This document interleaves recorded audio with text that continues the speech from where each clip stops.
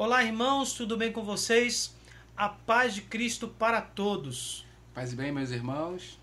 Aproveitando a Semana Santa, um momento maravilhoso da espiritualidade cristã, da espiritualidade católica, nós apresentamos hoje uma antiga homilia sobre o Sábado Santo que está na liturgia das horas. Nós já falamos sobre a descida de Jesus à mansão dos mortos em 2 momentos aqui no canal.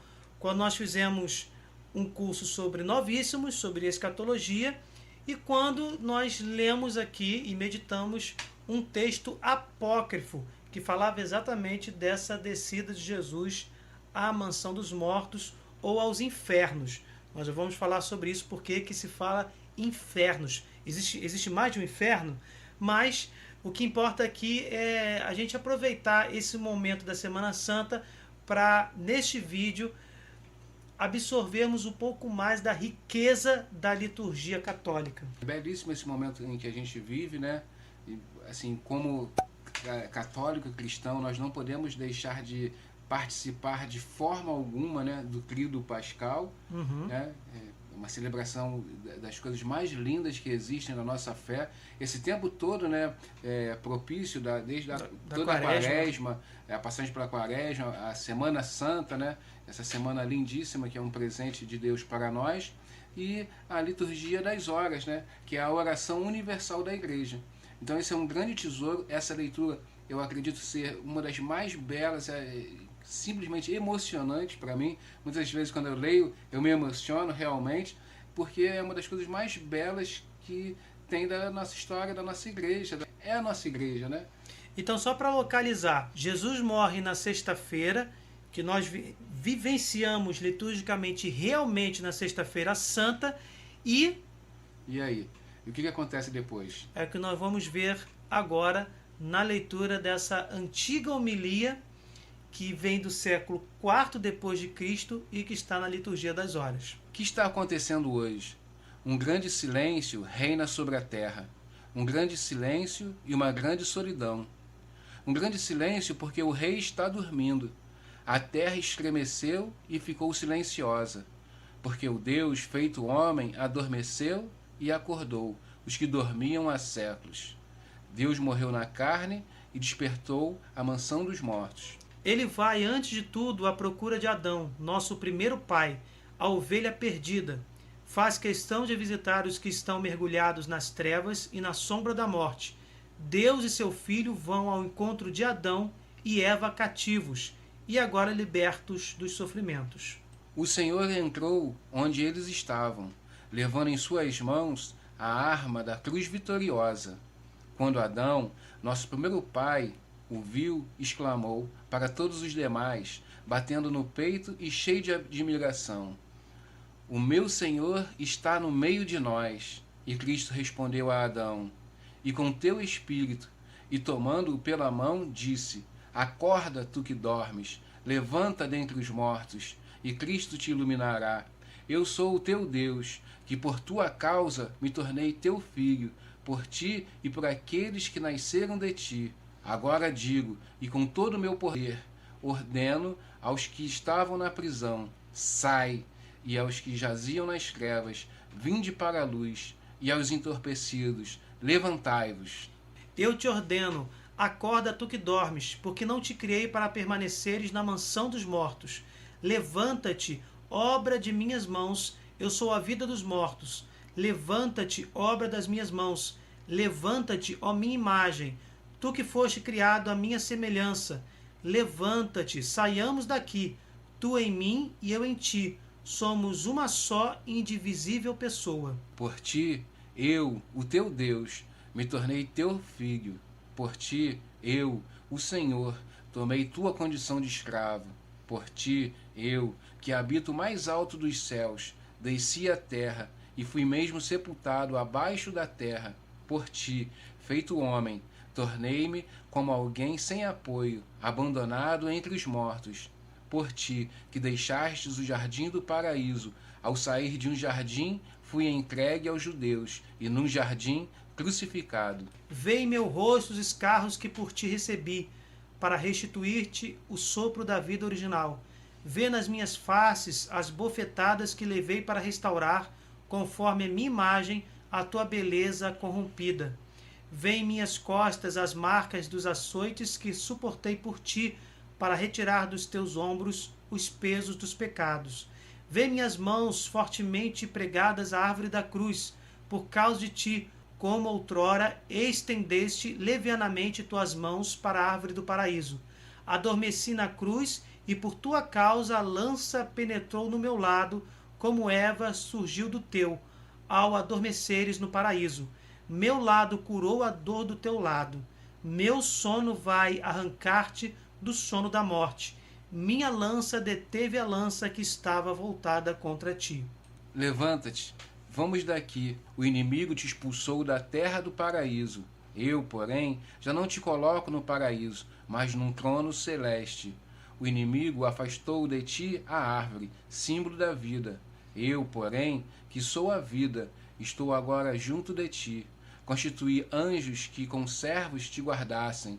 Ordeno agora que eles te adorem como Deus, embora não sejas Deus. Está preparado o trono dos querubins, prontos e apostos os mensageiros, constituindo o leito nupcial, preparado o banquete, as mansões e os tabernáculos eternos adornados, abertos os tesouros de todos os bens, e o reino dos céus preparado para ti, desde toda a eternidade. Belíssima essa leitura, por isso que eu falo assim, é emocionante, né? A primeira vez que eu li, eu fiquei realmente muito emocionado, principalmente porque nós podemos, nesse momento que nós estamos vivendo da Semana Santa, da liturgia tão rica, né? Nós podemos nos colocar no lugar desse Adão. Devemos, né? Porque Jesus ali está falando exatamente tudo o que ele veio, para que ele veio, né? A parte quando ele fala, levanta tu que dormes, porque ele deu a vida para nos salvar. E coloca tudo isso para Adão, mostrando para ele, né? Olha quanto amor que Jesus se derrama, né, por nós nesse momento. Por isso é muito importante, meus irmãos, eu convido que vocês reflitam bastante, assistam mais uma vez, voltem o vídeo, prestem bastante atenção nas palavras, leiam, para que vocês possam meditar, porque essa liturgia é exatamente a grande prova de amor, assim, ilustrada em fatos, em verdades, que o próprio Senhor Jesus nos fala o quanto que nos ama, né? O quanto que ele vem até nós, ele, sendo Deus, vem até o homem para salvar esse gênero humano. E é importante que se diga, esse vídeo está sendo visto por outros irmãos de outras religiões, de outras denominações cristãs, não somente por católicos. Nós que somos católicos professamos, inclusive está no nosso credo, vem da época apostólica, que Jesus desceu à mansão dos mortos.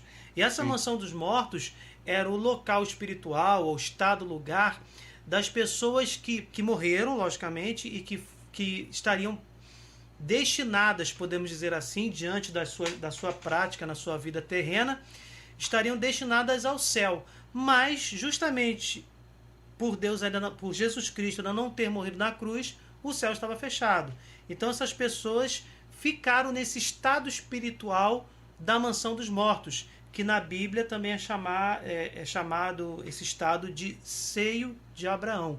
Inclusive, sobre o tema de mansão dos mortos, nós temos alguns vídeos produzidos por nós, links na descrição.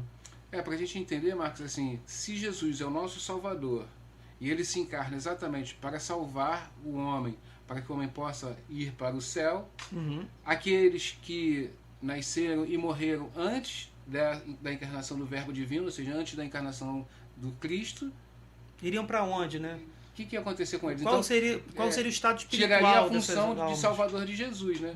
Então, assim, é bastante fácil da gente compreender que antes da encarnação de Jesus, essa salvação, o céu lá ainda não estava aberto para que a gente pudesse entrar. A gente chama a porta do céu estava fechada. A forma figurada de a gente dizer isso. Exatamente. Então é somente para ilustrar. Está no Catecismo da Igreja Católica. No número 632.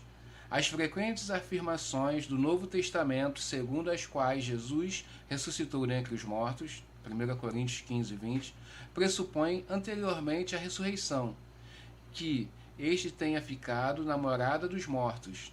Este é o sentido primeiro que a pregação apostólica deu à descida de Jesus aos infernos. Jesus conheceu a morte como todos os seres humanos, e com a sua alma esteve com eles na morada dos mortos. Mas para lá foi como Salvador, proclamando a boa notícia aos espíritos que ali estavam aprisionados. Vejam agora essa reflexão de São João Damasceno. Neste período, seu corpo foi ao sepulcro, aquele em que José de Arimateia e Nicodemos prepararam para a sua dignidade. Durante sua permanência no túmulo, a sua natureza divina continuou a assumir tanto a alma como o corpo, apesar de separados entre si pela morte. Por isso, o corpo de Cristo morto não sofreu a corrupção.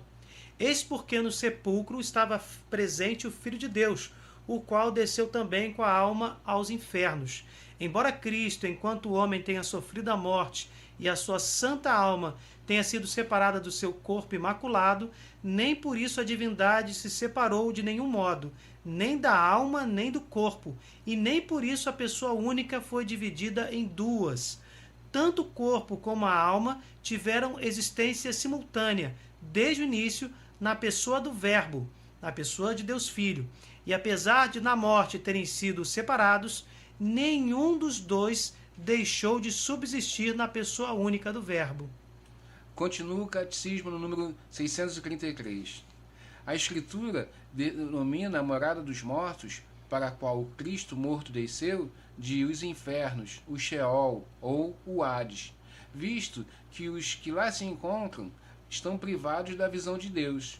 Este é, com efeito, o estado de todos os mortos, maus ou justos, à espera do Redentor, que não significa que a sorte deles seja idêntica, como mostra Jesus na parábola do pobre Lázaro, recebido no seio de Abraão.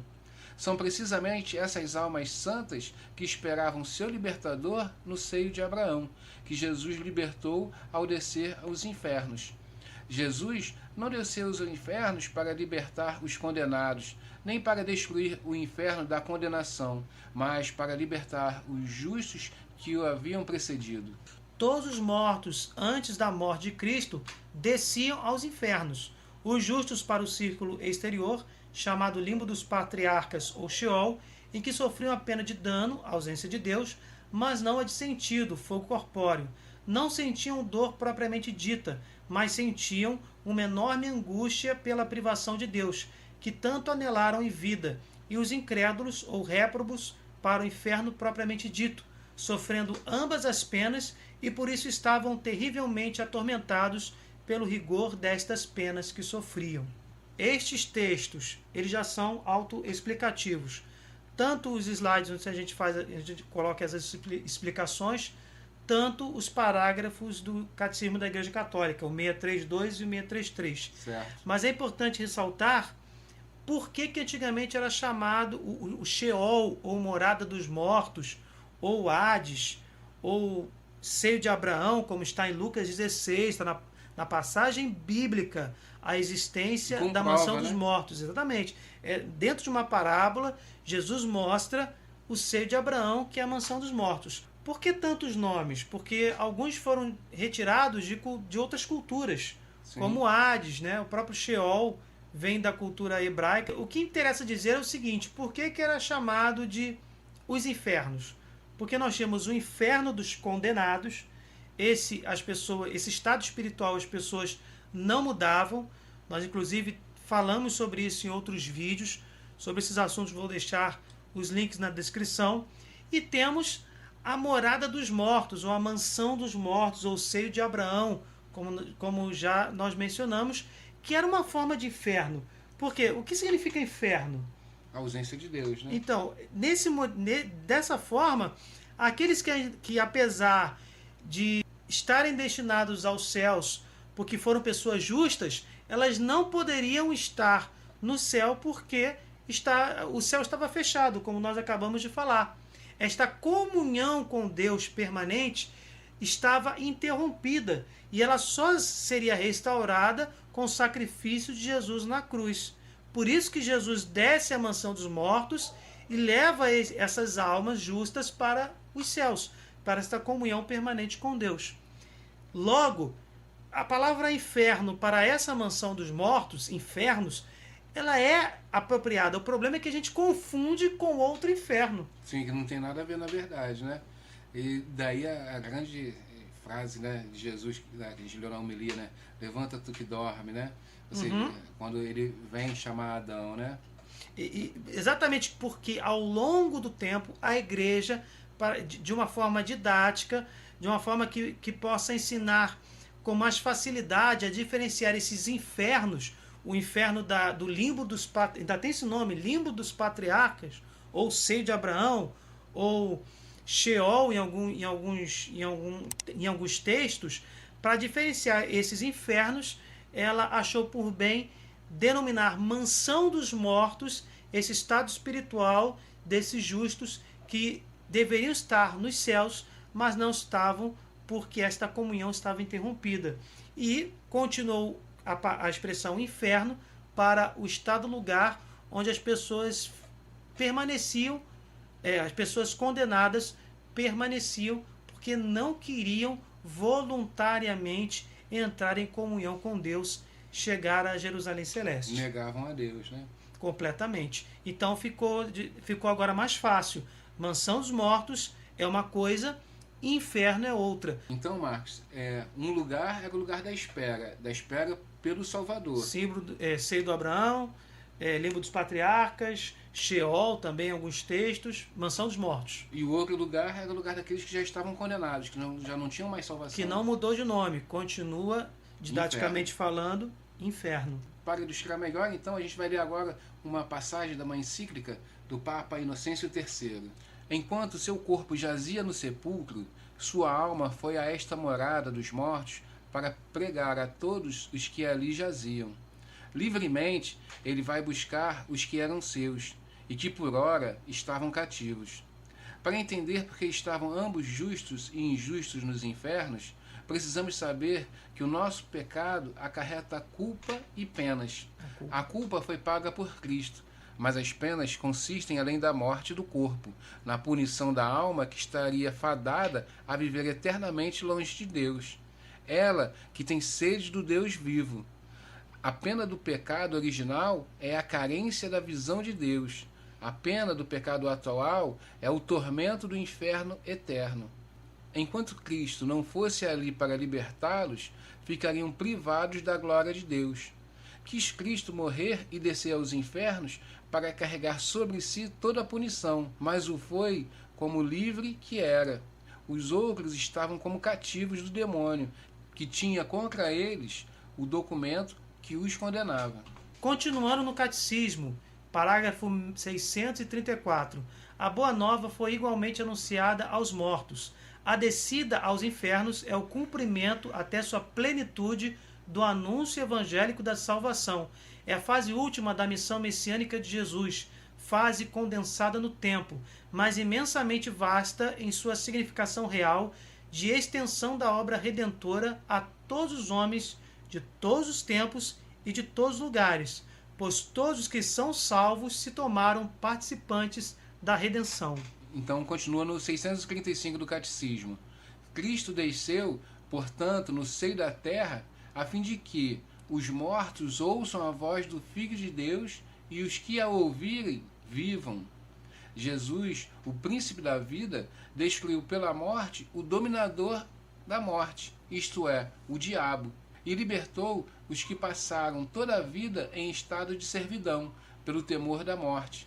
A partir de agora, Cristo ressuscitado detém a chave da morte e do Hades, e, ao nome de Jesus, todo o joelho se dobra, no céu, na terra e nos infernos.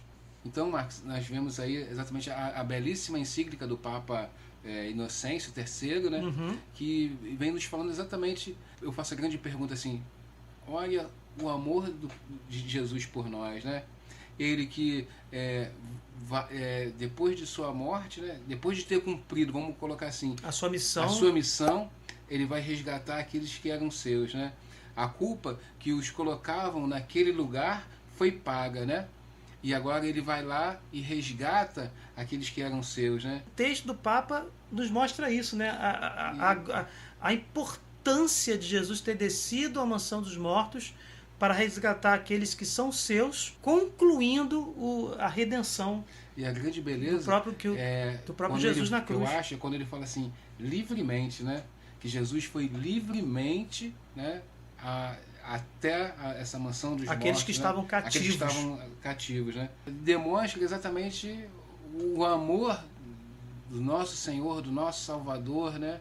E nesse tempo que a gente vive de Quaresma, da Semana Santa, desse liturgia lindíssima que a gente tem até chegar no domingo de Páscoa, né, quando a grande vitória nos é dada, né, na verdade já na celebração do Sábado Santo, que é uma celebração lindíssima também, que inicia com a procissão das velas, né, que faz a fogueira na frente da igreja, depois santa, né? a fogueira santa, depois todos entram na igreja escura, né, e aí vai acendendo as velas, onde, sabe, convida todos os irmãos, né, até de repente você que ainda não é católico, ou que talvez nunca participou do Tríduo Pascal. Ter essa experiência, né? Tem essa experiência, viva esse momento da fé, que é uma coisa lindíssima, né? Porque a liturgia, o mistério da liturgia católica é que ela realmente está acontecendo. Está acontecendo a morte do Senhor, está acontecendo tudo que ocorreu durante esse período, se torna presente, nós não é que se vivendo, repete, né? É como se nós estivéssemos presenciando aquilo que aconteceu há cerca de 2000 anos atrás. Não é uma repetição, mas está realmente acontecendo diante de nós. É algo... como se o tempo parasse e a gente pudesse viver esse tempo, né? Exatamente. E o parágrafo 634 destaca a importância da descida aos infernos ou à mansão dos mortos, dizendo que é o cumprimento até sua plenitude do anúncio evangélico da salvação. Veja a profundidade daquilo que nós estamos meditando durante a Semana Santa. Mostrando que o Senhor ele veio para salvar a todos, né? Mas nem todos serão salvos porque não querem, mas ele veio para todos, né? Conclui a Semana Santa exatamente com a ressurreição, que, como nós vimos no parágrafo 635, Jesus, o príncipe da vida, destrói pela morte o dominador da morte, que é o demônio. Então, ele vence a morte. Exatamente. Né? Vejam a importância da Semana Santa para todo cristão. Que possamos aproveitar esta liturgia nessa semana maravilhosa.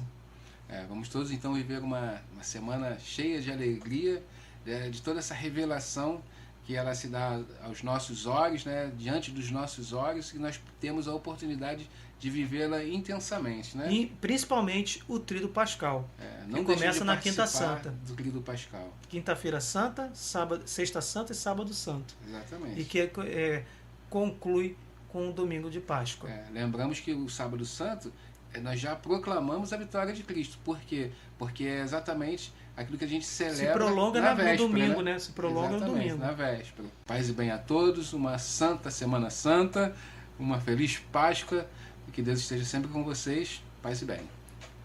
Peço que vocês deixem o seu like, compartilhem, se inscrevam no canal. Fiquem com Deus, desculpem qualquer coisa e até o próximo vídeo. Até lá.